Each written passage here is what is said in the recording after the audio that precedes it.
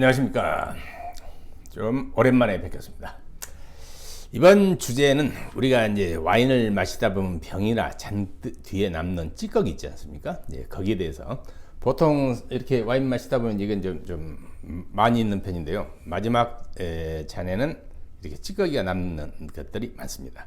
이걸 우리 사람들이 이제 주석산이 나왔다 뭐 이렇게 이야기하는 사람들이 많은데요. 사실 정확한 명칭은 주석입니다. 술주자 돌석자.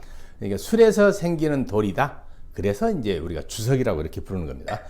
이 주석은 이제 옛날부터 포도를 가공하다 볼 때 이게 자꾸 생겨서 그래서 그냥 술주자 돌석자 이렇게 했는데, 주석산은 뭐냐면은 이 주석을, 그러니까 여기 나온 찌꺼기를 분석을 해보니까 이게 어떤 산과 칼륨이나 칼슘이 결합되어 있는 거거든요. 그래서 주석에서 나오는 산이다. 그래가지고는 주석산 이렇게 이제 이름을 붙인 겁니다. 그래서 이 편하게 그냥 주석 이렇게 이제 부르는 게 맞습니다. 그래서 사전에도 찾아보면 포도주를 제조하는 과정에서 발효가 진행돼서 에탄올 농도가 높아졌을 때 석출되는 결정 이렇게 나옵니다. 그런데 이게 보면은 꼭 와인을 만들 때만 생기는 것은 아니에요. 포도가 이제 뿌리에서 칼륨, 칼슘을 빨아 올립니다. 그래서 와인에서 가장 많은 성분이 칼륨이기도 해요, 무기질로서는. 그런데 이제 이게 포도 안에 들어 있다가 포도 안에는 주석산과 사과산이 거의 1대1 비율로 들어 있어요. 그래가지고 주석산이 칼륨과 포도 안에서 1차 결합이 돼 있습니다. 그러다가 이제 사람들이 포도 따서 가공할 때 으깨면은 그 주스에가 주석 결정들이 슬슬 생기기 시작합니다. 그러니까 꼭 와인 만들 때만 생기는 것이 아니고 포도 주스 만들 때도 많이 생겨요. 그렇기 때문에 지금 대기업에서 만든 포도 주스는 주석이 거의 없습니다. 그러나 농민들이 만든 거, 농민단체나 이런 데서 만든 거 비닐팩에 들어있는 거 보면 밑에 모래가루 같은 게 상당히 많이 있어요. 왜냐하면 이제 거기서는 주석을 제거하지 않고 바로 이제 상품으로 출하하기 때문이죠. 그래서 주석과 주석산은 다르다. 이걸 이제 이 시간을 주제로서 말씀을 드리려고 합니다. 그러면 이게 원래는 포도에서 흰색으로 나옵니다. 흰색인데 바로 이제 물이 들어서 레드 와인에 있어서는 이렇게 이제 검은색으로 물이 들고, 화이트 와인에서는 좀 더 옅은 색. 그래서 보통 화이트 와인은 백색인데 좀 더 오래되면 이제 이런 색깔도 나올 수도 있어요. 그런데 이제 주석산은 뭐냐? 주석산은 이제 주석에서 나왔다 해서 이름을 주석산이라고 해서, 이게 주석산은 포도 이외의 과일에는 극히 포도만큼 많이 들어있는 게 없습니다. 그래서 이게 와인의 지표 물질이 돼요, 주석산이라는 게. 그리고 이제 주석산이 칼륨하고 붙어 있으면 결정이 수세기 동안 남아 있기 때문에, 우리가 뭐 중동에서 항아리가 발견됐다 그러면은 거기에 주석이 남아 있으면은 그 항아리 역사를 따라서 와인 역사가 8,000년이다 뭐 이런 식으로 이제 유출할 수 있는 지표로 삼는 산이 주석산이긴 합니다. 그리고 이 주석산은 우리가 잘 아는 파스테르가 이걸로 해서 박사학위 받았어요. 이거 이제 이성질체 이렇게 해가지고.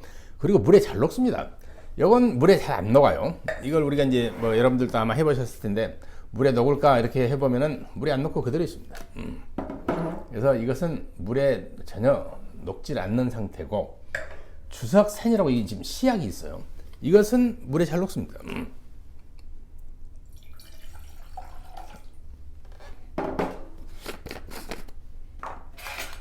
이걸 한 스푼 떠서, 이건 엄청나게 신산입니다. 싹 하면은 그대로 다 녹아버려요.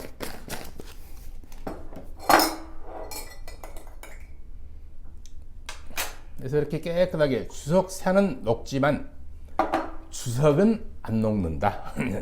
이렇게 보시면 됩니다. 그래서 정확한 명칭은 주석.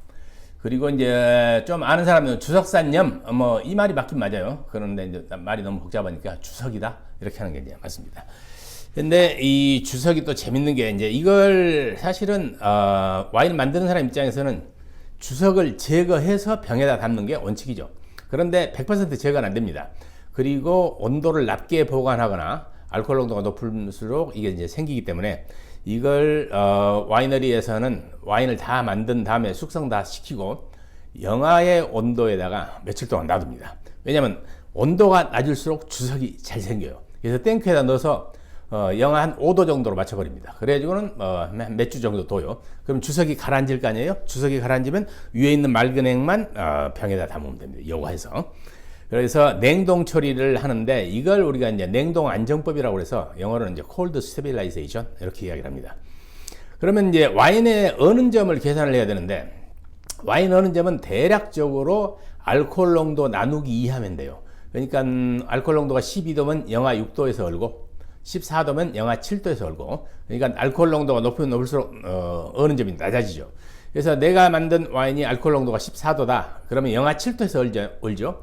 그러면은 이 와인을 영하 6도에다 놔둡니다. 얼지 않을 가장 낮은 온도에다가. 그러면은 주석이 막 생겨서 밑으로 가라앉습니다. 그렇게 해서 이제 이걸 여과를 해서 병에다 담으면 주석이 없는 상태로 이제 병에 들어가는데 그것도 또 100% 제거가 안 되기 때문에 또 생길 수는 있어요. 그래서 이제 요즘은 사람들이 많이 이해하지만 2000년대 초반만 하더라도 이렇게 주석이 생기고 잔에서 조금만 찌꺼기가 나오면 이거 항의하는 사람 많았어요. 그래가지고 뭐 반품시키고 이런 일이 많았었는데 요즘은 이제 그런 게 없죠. 그리고 이제 병 딸 때도 이쁘게 이렇게 잘 나옵니다. 코르크마개에서도 이렇게 반짝반짝하게 나오고 더 재밌는 것은 탱크에서 더 재밌어요. 이게 발효 탱크라고 치면은 이 코너 부분에가 주석이 쫙 끼어 있습니다. 그래서 안에 들어가서 망치로 텅텅텅 때리면 누룽지 같이 이런 형태로 딱 나오면서 특히 레드 와인 쪽에는 자수정 같이 색깔 보랏빛으로 더 반짝반짝하게 그 뭐 진열도 시켜놓고 그런 식이 좀 됩니다. 그래서 이 냉동 처리를 해서 이걸 해주는데 이게 또 재밌는 게 이게 말하자면 이제 주석 산해가 칼륨이 결합돼 있잖아요. 이것을 프랑스에서 그러니까 보르도 저쪽에 그 로셸 지방이라고 있어요. 거기서 이제 어떤 약사가 이걸 나트륨으로 치환을 시켜서 로셀륨이라는 게 만들었습니다. 근데 처음에 이걸 이제 약으로 썼죠. 이뇨제나 뭐 이제 완화제 뭐 이런 걸로 좀 썼는데 나중에 이게 나트륨으로 해놓으면 수정같이 됩니다. 그래서 이 수정이라는 것은 압력을 가하면 전기가 발생하거든요. 그래서 이게 이제 어디다 쓰냐면 음파 탐지에 써요.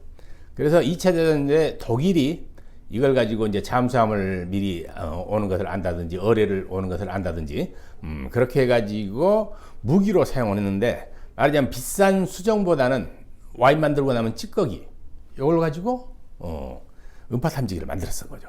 근데 이제 일본은 그걸 몰랐어요. 그래서 일본은 미군한테 많이 당하고 난 다음에 1943년 정도 됐을 때 독일에 가서 배워갈 거였어요.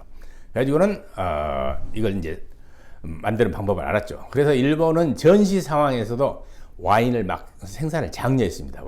와이너리에서는 이제 이 주석이 나오니까 그렇게 했는데 그러니까 이제 1944년하고 1943년하고 1944년 비교해 보면 와인 생산량이 일본이 3배가 늘었어요. 그것은 와인을 마셔서 그런 게 아니고 주석을 많이 만들기 위해서 그렇게 된 겁니다. 그래서 이게 이제 무기로도 쓰였죠. 그러나 이제 일본은 그 기술을 습득하자마자 이제 전쟁이 망했으니까 말짱 떨어보게 되긴 했었는데 그런 식으로 이 주석이 무기로도 쓰인다. 그리고 이제 또 다른 주석이 있습니다. 또 다른 주석은 뭐냐? 우리가 흔히 이야기하는 금속, 즉 이게 주석으로 만든 겁니다. 그러니까 이제 이게 가공이 쉬워요. 그리고 녹는 놈도 낮고, 그래도 좀 물렁물렁해서 이건 이제 합금으로 좀 처리를 하긴 하는데, 지금 뭐 전자제품 같은 데 보면 납땜하죠. 요즘은 납땜을 납으로 잘 안 합니다. 납이 이제 인체에 좀 해로우니까 주석으로 또 많이 합니다. 그래서 주석의 현재 용도가 한 50%가 땜납으로 좀 많이 써요. 그리고 이제 이 주석이 청동기 시대를 땡겼죠. 그러니까 옛날 사람들 입장에서는 철기는 좀 다루기가 어려운 게 녹는 점이 높아요. 그러나 구리가 물렁물렁하고 주석도 녹는 점이 낮고 해서 구리와 주석을 섞은 게 청동기입니다. 청동.